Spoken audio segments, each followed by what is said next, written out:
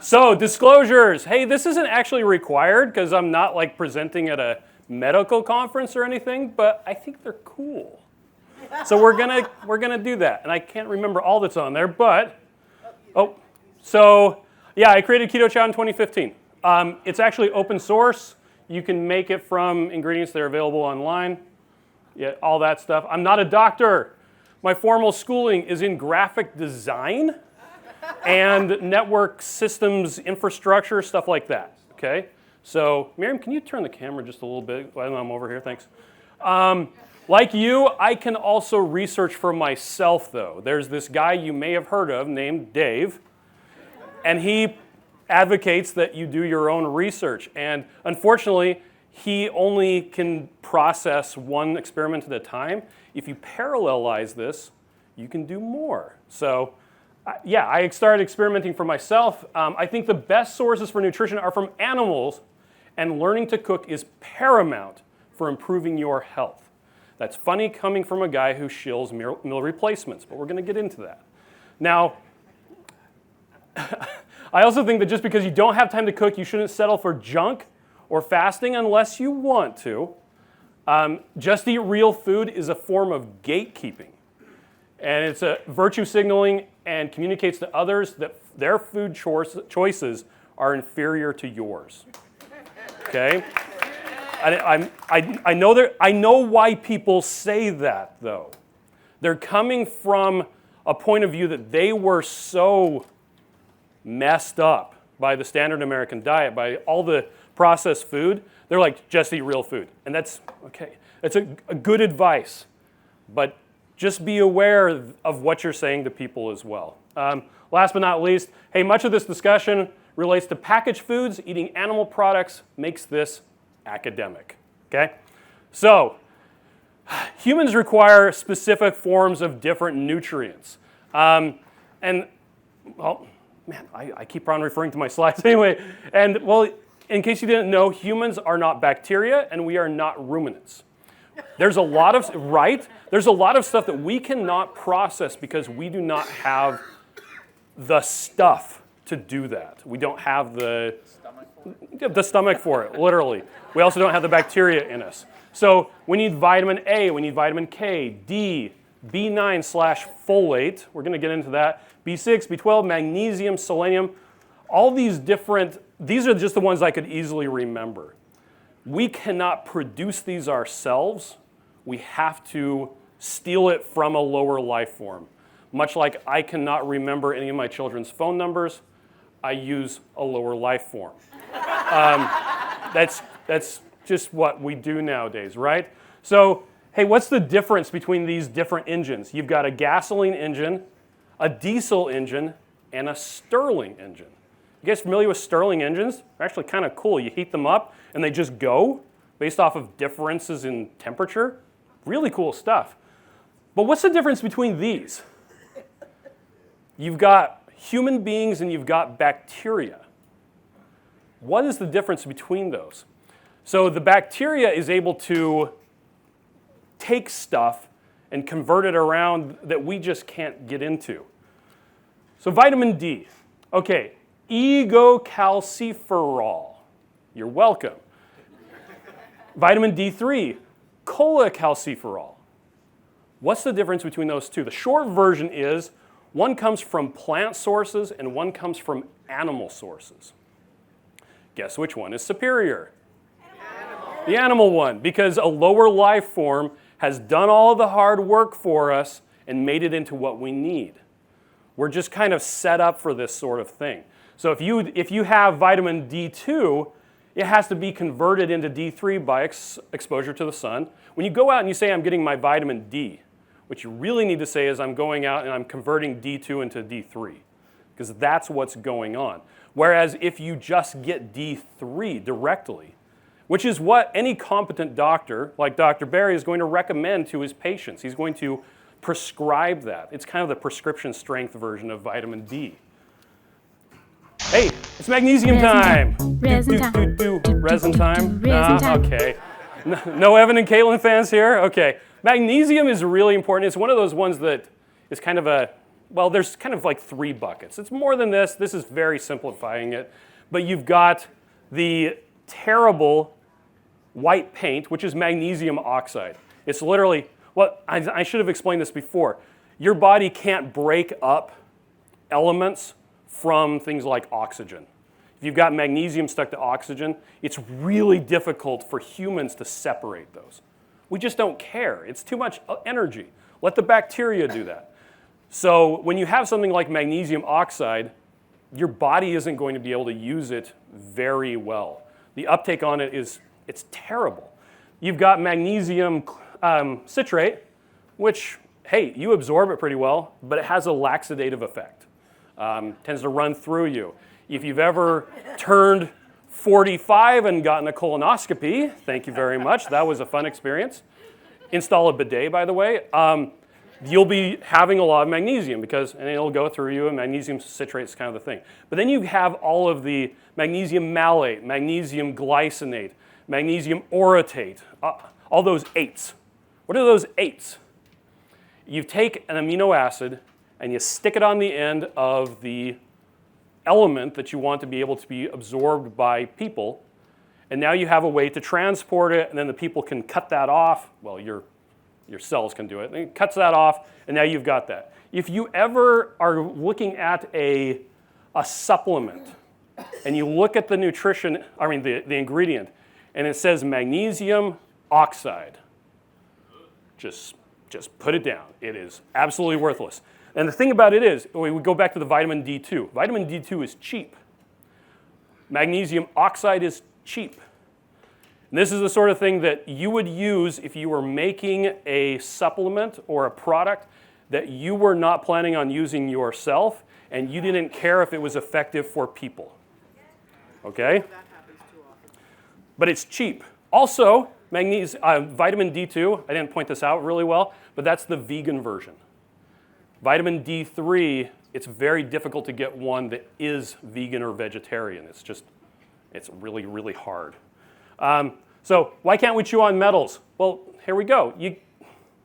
It just doesn't work. I mean, your acid can dissolve it, but you've got, it just doesn't work. So the best way to overcome the limitation is to bind the metal ion to an amino acid, or you can stick it onto a chlorine. That's like magnesium chloride. That was actually in the really good bucket of magnesium. So, you got breaking amino acid, easy. Oh, and that's known as chelation. When you stick a metal onto an amino acid, that's chelated or chelated. I don't care how you pronounce it. I don't think anybody really cares if you pronounce it. You call it chelated, who cares? But that's really easy. With breaking it with chlorine, also easy. Breaking a bond with citric acid, also easy. Breaking it with oxygen is very, very difficult to do. Now let's talk about methylated B vitamins. MTHFR is not a 4-letter, well, it kind of is a 4-letter word, but it's a 5-letter word, 5. Does anyone here know if they have the MTHFR gene mutation? Okay, this is interesting stuff. Do you know who Carrie Brown is by chance?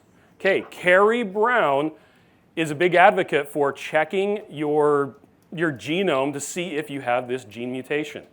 The long and short of it is, to use B12, B9, humans need to stick a methyl onto these vitamins. You get it from some other source, you have to methylate it. But some people lack that stuff to be able to methylate their vitamins. And because of that, they end up with essentially a vitamin B12 or a B9 deficiency. Do any of you know any people who choose not to eat animal-based products that have issues with depression? It's commonly a B12 deficiency, and where they sometimes have to make accommodations in their way of eating is getting a B12 injection. Because we don't get B12 from anywhere except for outside of our bodies. We cannot produce it. We have to get it from something else. Something has to die that we might live. Sorry, welcome to Earth. But for those people who have this MTHFR gene mutation, they have to supplement with pre-methylated B vitamins, with folate and with B12 specifically. There's 3 different types of B9. This is important. Folic acid, which does not occur in nature. It's only produced in the lab. You've got folate or folinic acid, which is what you would find in vegetables, provided that the ground they're in was not decimated by overproduction. And then you have 5-methyl tetrahydrofolate. It's a mouthful, 5-methyl tetrahydrofolate. And so it's 5-MTHF, and this is what humans actually use. After we've gone through that methylation cycle, you end up with 5-methyl tetrahydrofolate. If you really want to just cut out the middleman, make sure your supplements have that in it. This is the sort of thing that you would want a woman who was growing a baby to have as her supplementation. B12, like I said, deficiency is extremely prevalent with people who do not eat food from animal sources.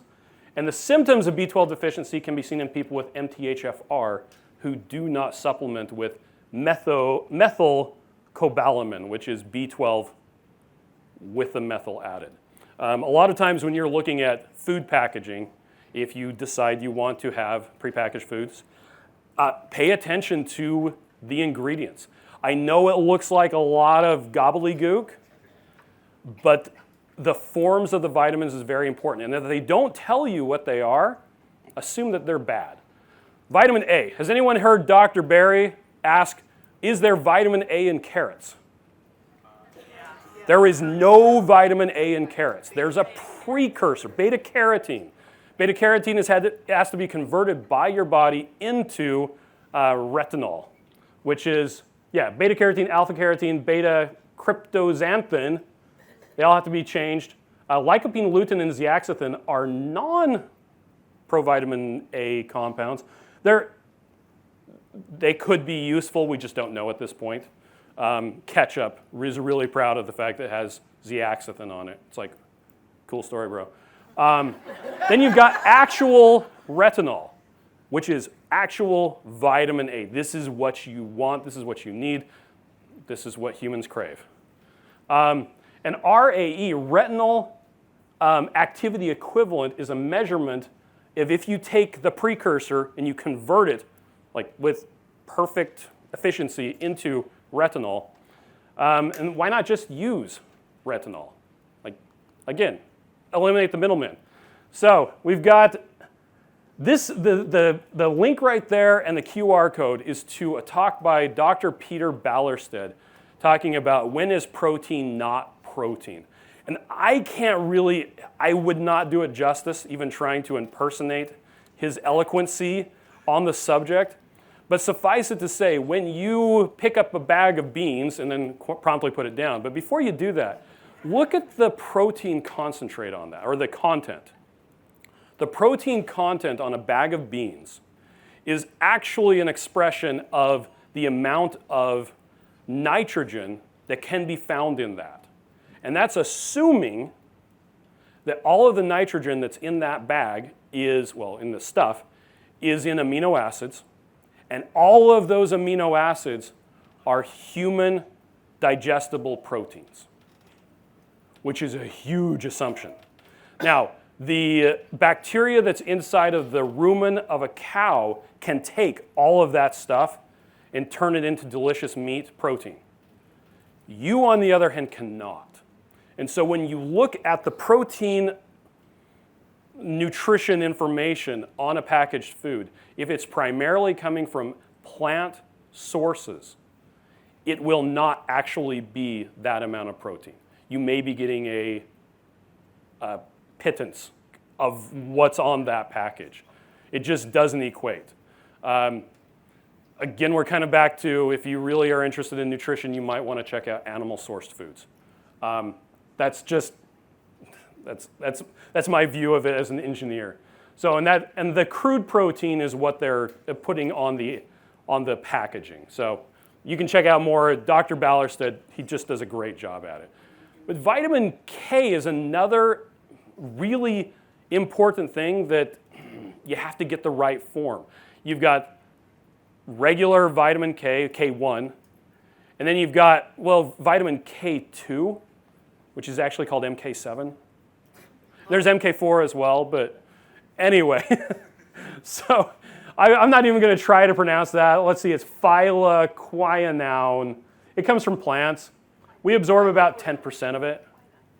Not quinine, or quinine, anyway. There you go. See, somebody knows how to pronounce it. I'm glad I don't. Then you've got K2, or MK7. That comes from animals and from fermented foods, which are tiny animals. That's a good way to get that. It's usually also found in fatty foods, and it's absorbed a lot better. And there's a lot of discussion as to whether the K2 by itself is better, or whether the fact that it's in fatty foods makes it absorb better. K2, calcium, magnesium, and D3 are this kind of weird conglomerate. They all work together in all kinds of weather. And they all, you have to kind of have all of them at the same time, and they help each other out. And if you have one without the other, it doesn't do you a lot of good. Which is why most vitamin D supplements are in an oil form, in case you were wondering. There's also a lot of discussion. I'd actually like to, at some point, pick Dr. Bair's brain about this. Would you absorb fat-soluble vitamins if you took a supplement and were fasting at the time? Okay, that's what I always say, is no, you wouldn't. But there was a very heated debate on one of our forums as to whether it would actually work. I'm like, no, because your body doesn't secrete fat into the digestive system to pick that up. But okay, I don't know how you're going to do that. Anyway, it was an interesting discussion. So then you've got vitamin B6. There are two versions of vitamin B6. You've got peroxidine. Let me make sure I get this right. Peroxidol 5-phosphate and peroxidine. They gave they gave both of them to different groups of children with epilepsy. One of them stopped the seizures. The other one did not, and that was the only intervention. So which one do you think would be better? Well, guess which one comes from plants and guess which one comes from animals? Right? Okay. Exercise time. You probably can't see this very well, okay? These are ingredient labels from two different foods that actually you might be familiar with, but I'm not going to spoil it and tell you what they are. Hey, vitamin D3. They're not even calling it D3, but it is labeled cholecalciferol, right? Beta carotene, vitamin K1, peroxidine, folic acid, cyanocobalamin, magnesium oxide. There it is. The other one has magnesium oxide as well. I personally would not use that product at all. It simply, the level of attention to detail on that is pretty much worthless. These ones are actually the chelated amino acids, and the other ones that they did pick the right kind. So at least you got that going for them. But magnesium oxide just sticks out as a sore thumb to me. It's like, don't get this. Same for zinc oxide? Yeah, well, zinc oxide, yeah, you're still not going to be able to absorb it. That is what you put on your nose, and it works really well. Now, your skin is going to absorb it, some of it, use up some of it, but you're not taking it as a supplement. Yeah, it's white paint. So here's one more. Does anybody know what this is? Yeah, that's the one that I make, in case you're wondering. I use the stuff myself. Now, I'm not trying to shill my own stuff. I still would recommend. By the way, do you guys know what forms of magnesium you find in meat? It's a chelated magnesium. What about retinol? Do you find that in meat? All of those different ones, you find the correct forms in animal-based foods. So if you have to use a supplement, make sure it's one that isn't just complete trash.